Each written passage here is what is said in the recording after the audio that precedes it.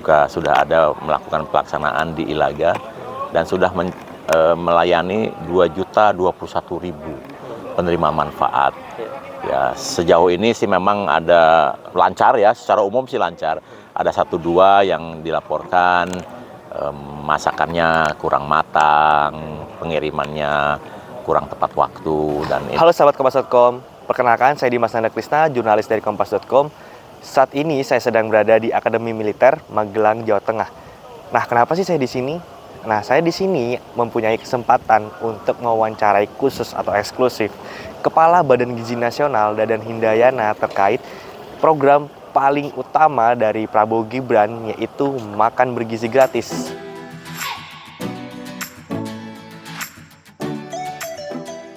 Prof, mungkin terkait dengan Prof Dadan kan memberikan materi di sini.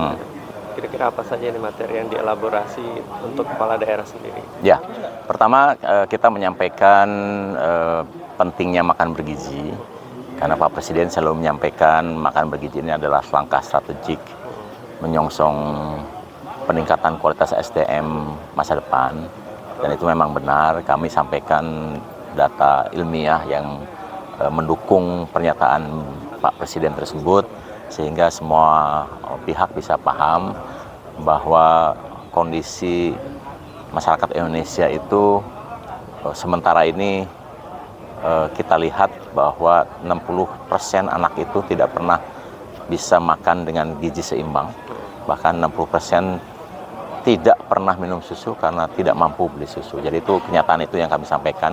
Kemudian kami sampaikan juga bahwa penduduk Indonesia masih terus bertambah.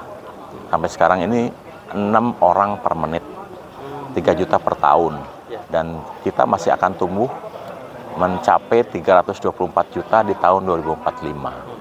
Dan saya menjelaskan dari mana sumber pertumbuhan itu. Dan kalau dilihat dari data, ternyata pertambahan penduduk Indonesia itu akan lahir dari keluarga miskin dan rentan miskin, dan yang tidak memiliki akses yang cukup untuk memberikan makan bergizi. Oleh sebab itu, makan bergizi menjadi sangat strategis, karena mereka itu yang sekarang baru dalam kandungan, yang sekarang di SD, yang sekarang di SMP, yang sekarang di SMA, itu 20 tahun ke depan akan menjadi tenaga kerja produktif, sehingga kalau kita tidak intervensi, kita khawatirkan menjadi SDM yang kurang berkualitas. Gitu. Dan kemudian kami sampaikan juga di manakah peran Pemda, karena makan bergizi ini adalah program nasional dan dikelola secara sentralistik oleh Badan Gizi Nasional. Nah, bukan berarti Pemda tidak terlibat, tapi Pemda bisa ikut terlibat dalam 3 hal. 1, penyiapan infrastruktur. 2, peningkatan rantai pasok, pembinaan tani, nelayan, peternak, UMKM, dan lain-lain. Yang ketiga, bersama-sama Badan Gizi melakukan pendampingan, melakukan program ini, terutama untuk penyaluran ibu hamil, ibu menyusui, anak balita ke rumah masing-masing. Tadi ada beberapa respon nggak, Prof, dari kepala daerah, mungkin ada insight atau masukan dan pertanyaan yang ditunjukkan sama Prof Dadan? Ya, mereka sangat ingin terlibat, dan mereka sekarang memahami bahwa apa yang kami sampaikan itu bisa mereka benarkan, dan oleh sebab itu program ini harus cepat jalan. Dan keterlibatan Pemda penting sekali, hanya mungkin butuh koordinasi saja. Prof, tadi mungkin di daerah-daerah tertentu kayak misalnya di Papua ini yang sekarang bergejolak, apakah ada singgungan tadi atau masukan langsung dari kepala daerah di Papua ini? Gak ada, karena gini ya, Badan Gizi ini kan menyelenggarakan makan bergizi, yang kami berikan hak anak-anak untuk mendapatkan gizi seimbang. Nah, nanti jika ada yang berhak ini sementara ini belum ingin mendapatkan haknya, kami toleransi itu, dan kami nanti dengan pemerintah daerah akan mencari solusi, memberikan pemahaman bahwa program ini penting untuk pertumbuhan mereka ke depan. Oke, soal operasional, Prof, sekarang untuk saat ini sudah berapa banyak yang terrealisasi, kemudian apa misalnya kendala yang ada di lapangan yang Alhamdulillah sampai sekarang sudah terbentuk 726 satuan pelayanan pemenuhan gizi di 38 provinsi. Alhamdulillah, provinsi terakhir Papua Tengah sudah ada melakukan pelaksanaan di Ilaga dan sudah melayani 2.021.000 penerima manfaat. Ya. Ya, sejauh ini sih memang ada lancar ya, secara umum sih lancar. Ada 1-2 yang dilaporkan masakannya kurang matang, pengirimannya kurang tepat waktu, dan ini memang butuh waktu. Saya dan kami terutama menyarankan untuk yang baru-baru, karena ini masalah biasanya akan muncul ketika satuan pelayanan pemenuhan gizi baru melakukan operasi. Dan dari hasil pengalaman kami memang semuanya akan butuh waktu.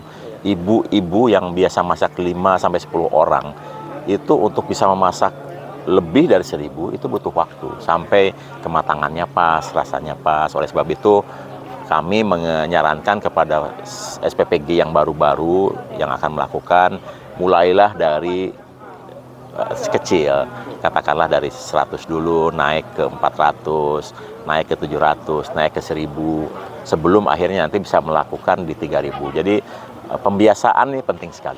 Itu kendala yang selama ini banyak terjadi di lapangan, hanya itu. Prof, ini kan sudah mulai berkembang banyak ya. Sejak tanggal 6 di launching sampai sekarang ini seringkali digembar-gemborkan soal dampak ekonomi. Mungkin sudah ada hitungan dampak ekonomi dalam 2 bulan terakhir ini. Ya, itu harus lembaga lain yang menghitung ya. Tapi kalau kami sih melihatnya begini, satu satuan pelayanan itu, pengalaman kami akan melahirkan antara 15 sampai 22 entrepreneur baru.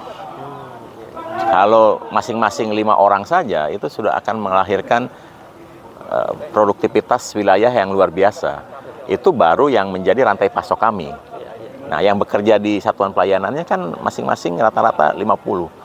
Jadi satu satuan pelayanan saja 50 orang. Jadi sekarang sudah 726, kalikan 50 itu sudah tenaga kerja baru yang kami serap, dan itu ibu-ibu loh yang bekerja, yang sebenarnya mereka mungkin tidak akan bisa bekerja di tempat lain kecuali menjadi sukarelawan di program ini. Jadi gitu. Kemarin sempat disinggung sama Pak Wapres soal rantai pasok. Saat ini apakah rantai pasoknya sudah mulai menyentuh pasar lokal, atau mungkin di daerah-daerah sudah disiapkan kayak seperti tadi ada elaborasi nggak itu di dalam soal memang ini kan sesuatu yang harus tumbuh seiring ya. Tapi saya yakin rantai pasok akan menyusul setelah kebutuhan meningkat.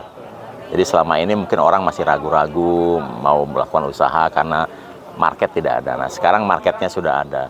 Dan untuk bisa menciptakan usaha dengan adanya market pasti butuh waktu. Jadi saya yakin nih kenapa kita lakukan juga bertahap, karena antara rantai pasok dengan kebutuhan harus seimbang. Sementara ini kan kita kelebihan telur. Tapi suatu saat ketika program ini sudah jalan secara keseluruhan, pasti dibutuhkan produsen-produsen baru karena telur yang ada sudah tidak akan cukup. Gitu. Jadi memang perlu sinergi, itulah sebab itu maka kami selalu melakukan koordinasi yang intens dengan Menteri Koperasi, dengan Menteri Pertanian, Menteri Desa, Menteri Transmigrasi, Menteri Tenaga Kerja, terutama juga dengan Pemda-Pemda, karena itu penting sekali. Tadi saya sempat, maaf saya nguping sedikit, tadi di dalam Prof. Dadan bilang sempat sampai 5 ton telur itu setiap hari akan dibutuhkan. Iya ya, gini, kalau program ini sudah jalan 82,9 juta, itu kan dibutuhkan 82,9 juta telur. Jika Badan Gizi katakanlah secara iseng, mari kita makan telur serempak di seluruh Indonesia, maka akan dibutuhkan 82,9 juta, itu 5 ton. Yang sampai sekarang ini saya tidak tahu tuh produsennya akan bisa memenuhi atau tidak. Makanya kita lakukan bertahap, kita lakukan juga menu itu tidak berbasis nasional, tetapi berbasis potensi sumber daya lokal dan kesukaan lokal, agar rantai pasoknya tidak kolap dalam satu waktu, sehingga di daerah di mana ayam lebih banyak, ya ayam akan menjadi sumber protein utama. Di daerah di mana ikan lebih banyak, ikan akan menjadi protein utama. Meskipun mungkin nanti ada daging sapi juga, ada ayam juga, tetapi utamanya seperti itu. Jadi berbasis sumber daya lokal seperti itu, supaya memang keragaman atau diversifikasi pangan juga sudah mulai kita usung, supaya antara rantai pasok dan kebutuhan seimbang. Oke, Prof, soal kepala daerah lagi ini sempat ada terjadi kebingungan kan di kepala daerah soal dukungan makan bergizi gratis, sampai ada beberapa daerah yang menyisihkan anggaran mereka Ya. untuk ikut. Nah, sebenarnya kesalahpahamannya seperti apa gitu? Ya, karena belum berkomunikasi secara intens saja. Kebetulan hari ini sudah saya jelaskan secara keseluruhan, mereka yang sudah menganggarkan tidak mubazir karena ada 3 peran Pemda. Satu, untuk menyiapkan infrastruktur, yang kedua membina rantai pasok, yang ketiga nanti melakukan pendampingan. Dan ini pasti membutuhkan anggaran tiga-tiganya. Tapi kami sarankan tidak ikut terlibat dalam memberi makannya, untuk menyiapkan makannya. Kenapa? Karena anggaran untuk makan bergizi sudah disiapkan oleh pemerintah pusat melalui Badan Gizi Nasional. Dan itu sudah dihitung cukup selama setahun ini, dan bahkan percepatan dilakukan pun tetap cukup. Jadi supaya tidak saling tumpang tindih, dan 3 kunci sukses itu bisa dilakukan, yaitu anggaran, SDM, dan infrastruktur, dan terutama infrastruktur yang menjadi paling handicap yang paling besar untuk percepatan program makan bergizi ini bisa dilakukan dan bisa tercipta kalau pemerintah daerah bersama-sama menyiapkan infrastruktur itu. Oke, Prof. Pertanyaan penutup soal terkait harapan kemudian dan target tahun 2025, 1 tahun terakhir PBG ini seperti apa ya? Ya, mudah-mudahan lancar, dan harapan Bapak Presiden bahwa penerima target 82,9 juta dapat menerima manfaat di tahun ini dapat terwujud berkat kerjasama berbagai pihak, Badan Gizi, pemerintah daerah, kementerian lain, TNI, Polri, BIN, Muhammadiyah, NU, HIPMI, dan organisasi-organisasi lain yang terlibat bersama-sama mensukseskan program ini. Karena anggaran sudah dipastikan ada, SDM sudah pasti ada, tetapi suksesnya program ini terkait dengan infrastruktur, dan semua orang, semua pihak welcome untuk mensukseskan program ini. Dan dengan terpenuhinya pemenuhan gizi kepada 82,9 juta, kami sangat optimis bahwa generasi mendatang akan generasi yang berkualitas. Nah, jadi itu sahabat Kompas.com keseruan saya berbincang dengan Dadan Hindayana, Kepala Badan Gizi Nasional. Untuk informasi selanjutnya atau wawancara dengan tokoh-tokoh selanjutnya bisa disimak atau dilihat video-video di YouTube Kompas.com. Saya Dimas Anda Krisna melaporkan dari Magelang. Dah.